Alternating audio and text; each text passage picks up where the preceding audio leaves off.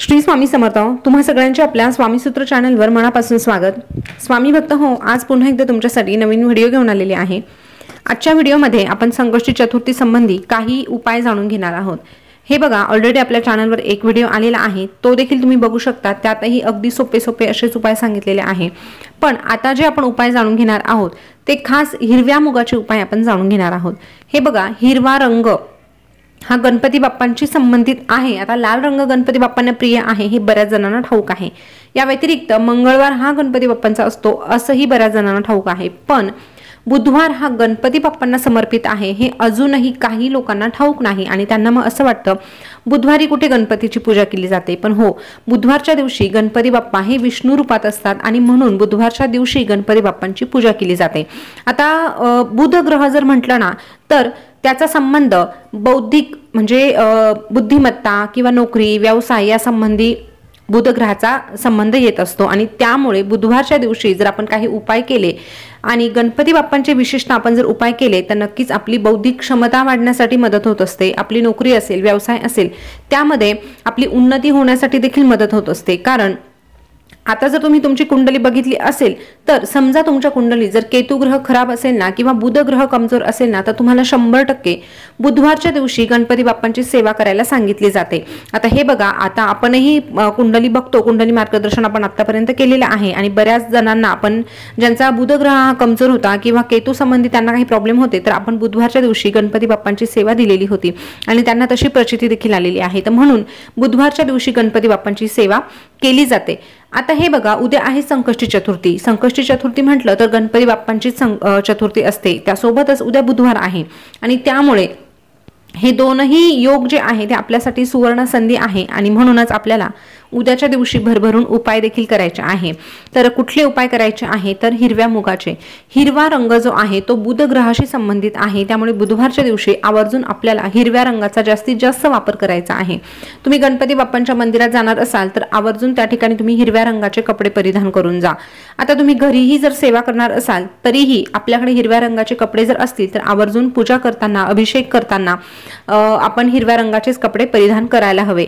आता असतील तर खूप चांगली गोष्ट आहे, तुम्ही नक्कीच हिरव्या रंगाच्या कपड्यांचा वापर करा। पण जर नसतील तुमच्याकडे हिरव्या रंगाचे कपडे तर कमीत कमी हिरव्या रंगाचा रुमाल का होईना पण आपल्याला आपल्याजवळ बाळगायचा आहे बुधवारच्या दिवशी आणि चतुर्थीच्या दिवशी। त्याने देखील आपला बुध ग्रह मजबूत होण्यासाठी आपल्याला मदत मिळत असते।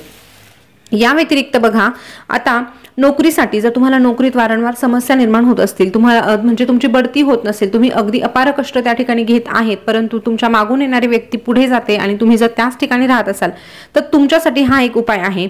हे बघा, गणपती बाप्पांना हिरव्या रंगाचा आपण दुर्वा अर्पण करत असतो। दुर्वा ह्या गणपती बाप्पांना अतिशय प्रिय आहे, परंतु ह्या दुर्वांसोबत जर आपण हिरवे मूग गणपती बाप्पांना अर्पण केले तेही एखाद्या मंदिरात जाऊन, आता हे बघा, घर काय किंवा मंदिर काय, सगळे देव देवता सगळ्या ठिकाणी उपस्थित असतात, पण तरीही कधीतरी आपण त्या देवासाठी थोडंसं लांब जाऊन बघावं। जर मंदिर असेल तर मंदिरात जाऊन बघा, त्या ठिकाणी आपल्याला दुर्वा तर ठेवायचाच आहे परंतु हिरवे मूग देखील गणपती बाप्पांच्या चरणांजवळ ठेवायचे आहे।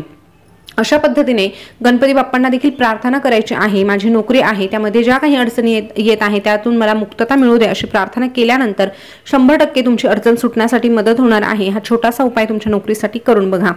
त्यानंतर आताच मी तुम्हाला सांगितलं हिरव्या रंगाचे कपडे परिधान करण्याचा शक्यतो प्रयत्न करा। त्यासोबतच व्यवसायासाठी आवर्जून पक्ष्यांना बुधवारच्या दिवशी त्यासोबतच संकष्टी चतुर्थीच्या दिवशी भिजवलेले जे हिरवे मूग असतात ना ते मूग आपल्याला पक्ष्यांना खाऊ घालायचे आहे। आता मुगाला मोड आलेले असतील तर खूप चांगली गोष्ट आहे, परंतु नसतील आलेले तर तुम्ही तशा पद्धतीचे मूग जरी ठेवले तरीही आपल्यावर व्यवसायात येणाऱ्या अडचणी आहे त्यातून आपली मुक्तता होत असते। छोटे छोटे उपाय असतात परंतु खूप प्रभावी असतात। ह्या उपायाने आपल्यावर लक्ष्मी मातेचा आशीर्वाद मिळण्यासाठी आपल्याला मदत होत असते। त्यानंतर बघा, आयुष्यामध्ये जर सतत म्हणजे वादविवाद होत असतील किंवा सतत समस्या तुमच्या समोर येऊन उभ्या राहत असतात बघा, एखाद्याचं आयुष्य असं असतं ना, आज एखादी समस्या संपली की उद्या पुन्हा एक समस्या निर्माण होत असते आणि मग त्याला ते आयुष्य नकोसं वाटतं। अशी परिस्थिती असेल, वारंवार तुमच्या कामामध्ये जर विघ्न येत असेल तर आवर्जून तुम्ही हिरव्या मुगाचं दान करायला सुरुवात करा। हिरव्या मुगाचं दान करायचं म्हणजे तुमच्या ऐपतीप्रमाणे तुमच्या आर्थिक परिस्थितीनुसार फुल न फुलाची पाकळी जेवढं शक्य होणार आहे यथाशक्ती तुम्ही जेवढे हिरवे मूग दान करू शकतात तेवढे तुम्हाला एखाद्या गरजूला दान करायचे आहे। हा उपाय देखील अतिशय प्रभावी आहे, जसं जमणार आहे तसं बघा संकष्टी चतुर्थीला करू शकतात। या व्यतिरिक्त जेव्हा जेव्हा तुम्हाला ज्या बुधवारी जमणार आहे त्या बुधवारी जरी तुम्ही केलं तरीही चालणार आहे। त्यानंतर पुढचा जो उपाय आहे तो आपला बुध ग्रह मजबूत होण्यासाठी, बघा बुध ग्रह म्हटलं ना तर प्रत्येकाने तो ग्रह मजबूत करून घ्यावा। त्यासाठी काय करायचं तर सोपं काम आहे, दर बुधवारी आपल्या आहारामध्ये आपल्याला मुगाचा वापर करायचा आहे। बुधवारी तर करायचाच आहे। संकष्टी चतुर्थीला ज्यांना उपवास असतो ते तर करू शकत नाही, परंतु ज्यांचा उपवास नसतो त्यांनी उपवास नाही केला तरीही चालेल, पण हिरव्या मुगाचा आवर्जून आपल्या आहारामध्ये समावेश करावा। या व्यतिरिक्त दर बुधवारी देखील आपल्या घरामध्ये मुगापासून बनवलेला एखादा पदार्थ खावा। हे बघा हिरवे मूग म्हटलं तर पौष्टिकही असतात। पौष्टिक आहार जर आपल्यामध्ये म्हणजे आपल्या आहारामध्ये त्याचा समावेश होत असेल तर आपल्या आरोग्याच्या दृष्टीने ते चांगलंच राहणार आहे, त्यात तुमचं नुकसान नाही, पण तुमचा बुध ग्रह मजबूत होण्यासाठी देखील तुम्हाला मदत मिळणार आहे।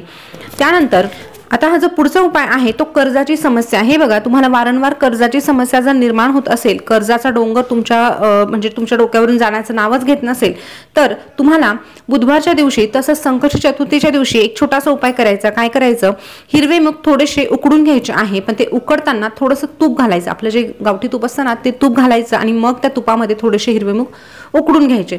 आता हे उकडल्यानंतर त्यामध्ये थोडीशी साखर मिक्स करायची आणि अशा पद्धतीचे हे जे हिरवे मूग आहेत तुपातले आणि साखरेतले ते गाईला खाऊ घालायचे। हे बघा याने देखील आपल्या भरपूर समस्या सुटण्यासाठी मदत होत असते। त्यासोबतच हिरवा चारा जर तुम्हाला खाऊ घालता आला गाईला तर आवर्जून त्यासोबतच हिरवा चारा देखील गाईला खाऊ घाला, याने देखील बुध ग्रह मजबूत होतो। त्यासोबतच आपली कर्जाची समस्या दूर होण्यासाठी आपल्याला मदत मिळत असते।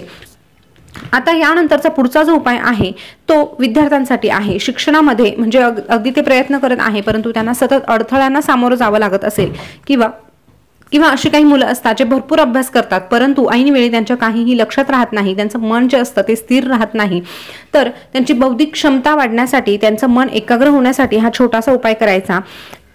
तो उपाय करताना तुम्हाला थोडेसे हिरवे मूगच घ्यायचे आहे, अगदी छोटीशी वाटी भरून ते मूग घ्यायचे आहे, पण हे करत असताना तुम्हाला गणपती मंदिरातच जावं लागणार आहे। गणपती बाप्पांच्या मंदिरात अशा प्रकारे मूग घेऊन जायचे। त्यासोबतच सोबत जाताना एक हिरव्या रंगाचा कपडा घ्या किंवा मग लाल रंगाचा कपडा घ्या। आता हे घेऊन गेल्यानंतर काय करायचं, तो कपडा त्या ठिकाणी ठेवायचा, लाल घ्या किंवा हिरवा घ्या, परंतु ह्या दोनच रंगांपैकी एक कुठला तरी रंगाचा कपडा घ्यायचा आहे। आता हे जे तुम्ही जितके मूग घेतलेले आहे ते मूग हातामध्ये घ्यायचे आहे आणि हातात घेऊनच तुम्हाला गणपती बाप्पांना प्रार्थना करायची आहे की माझ्या मुलांच्या आयुष्यामध्ये जे काही अडथळे आहे, शैक्षणिक जे अडथळे येत आहे, त्यांना ज्या काही अडचणी येत आहे त्यापासून त्यांची सुटका होऊ दे अशी गणपती बाप्पांकडे प्रार्थना करायची, विघ्न दूर होण्यासाठी गणपती बाप्पांना प्रार्थना करायची आणि त्यानंतर हे जे मूग आहे ते त्या कपड्यामध्ये बांधून घ्यायचे। आता हे बांधल्यानंतर पुन्हा आपल्या घरी घेऊन यायचे आणि दुसऱ्या दिवशी किंवा जमत असेल तर त्याच दिवशी वाहत्या पाण्यामध्ये सोडून द्यायचे। आता या ठिकाणी असं मोजमाप काहीही नाही, तुम्ही तुमच्या अंदाजे कितीही छोटी वाटी भरून मूग घेऊ शकतात, पण हा उपाय अतिशय प्रभावी आहे। हे बघा हे जेव्हा आपण मूग पाण्यात प्रवाहित करणार आहोत तेव्हा असा समज होतो की आपण जे काही साकडं गणपती बाप्पांना घातला आहे, जी काही विघ्न आहे ती पाण्यामध्ये प्रवाहित होऊन जातात। त्यामुळे आवर्जून हा एक उपाय करून बघा। हे उपाय तुम्ही संकष्टी चतुर्थीला करू शकतात, या व्यतिरिक्त बुधवारी करू शकतात, पण उद्या बुधवार आणि संकष्टी चतुर्थी हे दोनही म्हणजे जे योग आहे ते जुळून आलेले आहे, म्हणून तुम्ही उद्या नक्कीच करा, आवर्जून या संधीचा फायदा घ्या। या व्यतिरिक्त ज्या महिलांना मासिक धर्म आहे, ज्या करू शकत नाही, त्यांनी पुन्हा नंतर कधीतरी केलं तरीही चालेल, किंवा घरातली दुसरी व्यक्ती करणारी असेल तर तिच्याकडून करून घ्या।